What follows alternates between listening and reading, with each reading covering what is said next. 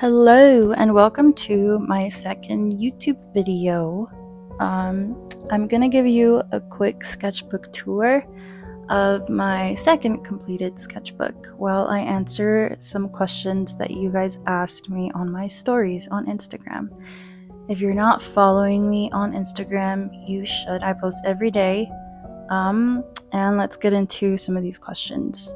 So the first question is, will you be posting more YouTube tutorials? Yes, I am. I've actually already filmed one. I just haven't been able to edit it yet. I've been very busy with grad school applications and all that, but yes, I will be posting more tutorials on YouTube.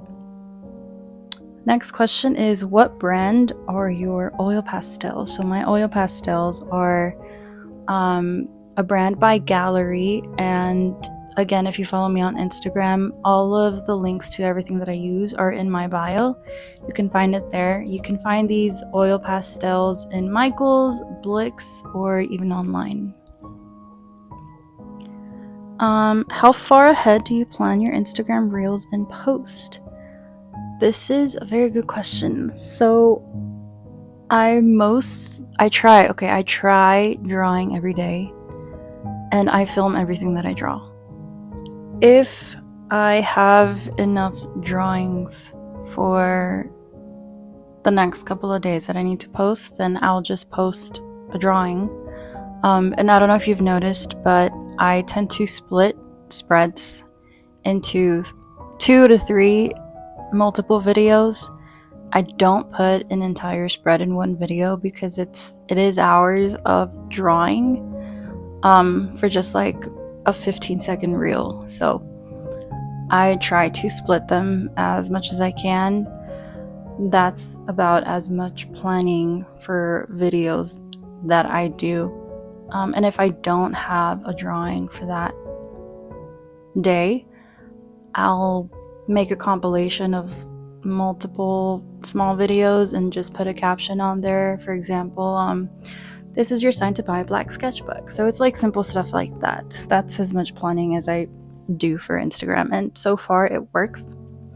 And then if I post a drawing in a video in the morning, I'll post it as a picture in the afternoon, and so it's worked for me, so I'm gonna stick to that for now. The next question is, what's one thing you wish people knew more about you?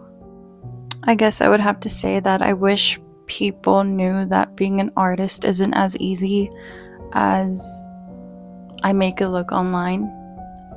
It's taken me years, not only of like experience in, practicing, trying to get better at what I do, but also it's taken me years in feeling comfortable enough to share my art with the world. I grew up in a household that was very much like, oh, you should become a lawyer or a doctor to make the most amount of money, to be the most successful in life.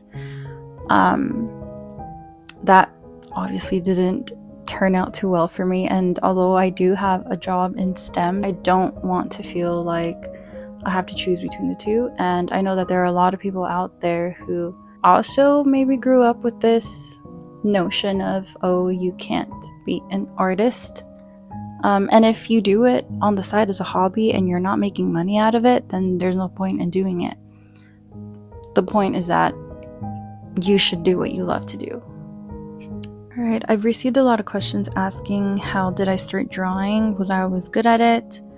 And the answer to this is that I started drawing when I was a kid, and mainly in 3rd grade. My teacher would give us tracing paper and have us trace over pictures from some of the books that she was reading to us. And that's how I started. So I did start off with tracing paper. I did not start off freehanding everything. And then slowly I started to feel more confident in freehanding characters from different movies and shows that I liked. And it wasn't until college actually that I started painting. I started off with spray paints actually. I would make a couple of spray paintings for my friends, my family.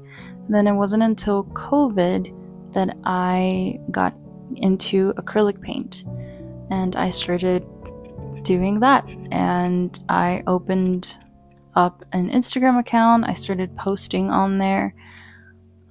And then more recently, I started experimenting with other mediums like oil pastels and acrylic markers, and that's where we're at now.